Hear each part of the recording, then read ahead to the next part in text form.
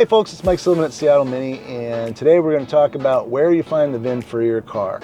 Now, obviously it's always on your insurance card, and it's on your registration, and it's on your title, and it's on your paperwork. But if all you've got in front of you is your car, I'm going to show you where to find the VINs on your car. So for all cars, you're going to have a VIN on the windshield, well, under the windshield, on the driver's side of a car.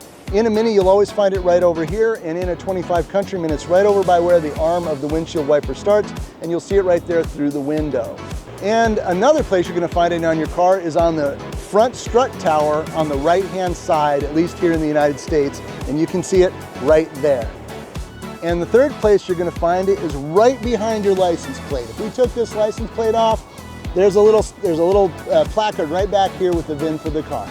Thank you for watching. I hope this helps you, and sometime when you need to get that VIN, you'll be able to get it right away.